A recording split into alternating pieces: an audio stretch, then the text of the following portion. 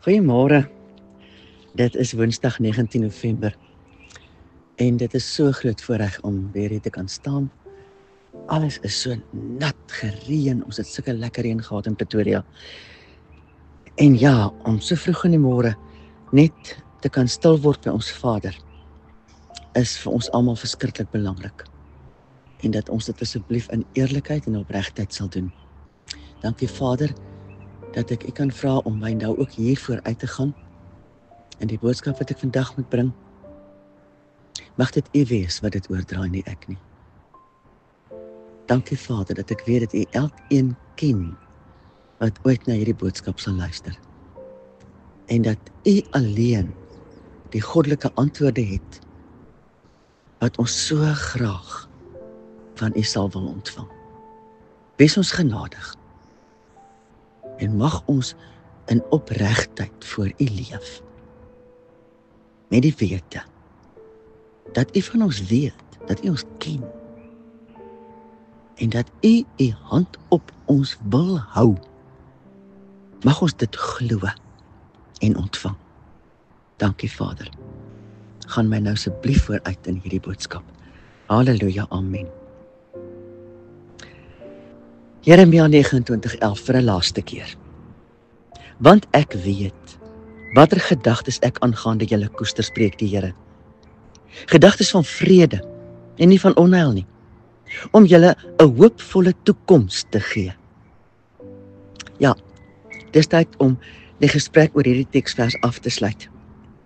En 'n laaste boodskap, waarvoor ons ons Vader hierin moet vertrou, is dat hy in ons sal tuisbring. Dat ons elkeen vir onsself sal vra, leef ek waaragtig in 'n verhouding met my Skepper? Of speel ek godsdiens? Is dit my erns om te weet dat ek besig is om in die groei van hierdie verhouding my daarin te oefen om altyd waarlik eerlik te wees met ons Vader, met die wete dat eerlikheid die basis word van 'n verhouding wat vertroue as fondasie het? Weet ek, beleef ek dat ek groei in hierdie verhouding? Daar's net mooi niks wat ons vir ons Skepper God kan wegsteek nie. Hy weet nie net alles van ons nie, hy ken ook ons kleinste gedagte. Maar vir ons, om die gedagtes van 'n kant af te bedink, moet ons onsself daarin oefen om opreg en eerlik met hom te wees. Om enigiets te vermy voor ons Vader God is nie 'n opsie nie. Ons weet wat dit is waaroor ons met hom eerlik moet wees. Wees daarom in jou gesprek met hom gewoon eerlik oor dit wat jy begeer om te leer en te verstaan, om dan daarin te kan groei. Wees eerlik oor dit waaroor jy bekommerd is, oor dit wat jou pla, ook oor dit wat ons weet, ons inskuldig staan, ook dit waarvoor ons weet, ons hom nie regtig vertrou nie, oor verhoudings, projekte. Voorgee is maklik, maar onthou dat ons stand voor ons Vader die belangrikste is. Ons geestelike groei in hom is belangriker as enige projek of verhouding wat ons hier op aarde met mense het. Ons verhouding met hom is en behoort ons eerste prioriteit te wees in enige gesprek wat ons met hom voer. Onthou, ons Skepper God het oor elkeen van ons gedink. Hy het elkeen van ons geken reeds voor die skepping begin het. Hy het ons in Yeshua gevind voordat hy ons in Adam verloor het. Niemand ken my en jou, soos ons Skepper, ons Vader God, ons ken nie. Hy het elkeen van ons vir 'n spesifieke doel geskep. En hy kan nie vergeet wat dit is nie. Hy wil ons daarin sien groei tot geestelike volwassenheid. Ja, hy weet watter gedagtes hy aangaande ons koester. Gedagtes van vrede, nie van onheil nie. Om ons 'n hoopvolle toekoms te gee. Nou wat vra dit alles van my en jou om daarby uit te kom? Bou verhouding met hom. Hoe doen ek dit? Maak tyd. Spandeer tyd in sy teenwoordigheid. Lees die woord met die verwagting dat hy met jou sal praat en nie net uit gewoonte en om jou gewete te sis nie.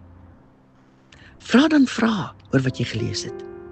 Wag op antwoorde wat hy jou gee. Oefen jouself daarin om in gebed op hom te wag. Gebed vind nie alleen plaas wanneer ons 'n klomp versoeke voor hom bring nie. Hy wil ook 'n spreekbeurt hê. Oefen om sy stem te hoor. Wag tot hy gepraat het. Ons sal weet wanneer die vrede wat alle verstand te bowe gaan oor ons kom, dat hy gepraat het. Mag ons leer, mag ons oefen, elkeen van ons, om sy stem te leer ken. Want dit bring vir ons vrede. Dit staan in vrede. 'n Gedagte mag by ons opkom, maar as die gedagte nie verpak is in vrede wat vervul is nie, is dit nie van hom nie. Leef met 'n skoon hart voor hom en die verwagting dat hy met my en met jou in gesprek wil tree. Wees dan gehoorsaam in alles wat ons beleef, hy met ons wil deel. Vader, U het elkeen van ons anders geskape. Ons weet dit. En nie een van ons kan regtig vir 'n ander een presies leer hoe om in hierdie verhouding met U te staan nie. Daarom vra ek in die naam van Yeshua dat U daardie begeerte in elkeen van ons se hart sal kom plant en dat daardie begeerte ons so sal aanwakker om waaragtig te ontdek wat dit is om in verhouding met U te leef. Asseblief, Vader, help ons om hierdie begeerte nooit te negeer nie. Leer ons wat dit vra om waaragtig te leef in verhouding met U, opreg en eerlik, in 'n verhouding waarin U meer word en ons minder, en waarin ons waaragtig kan groei in U. Dit vra ek in die naam van Yeshua. Halleluja, amen.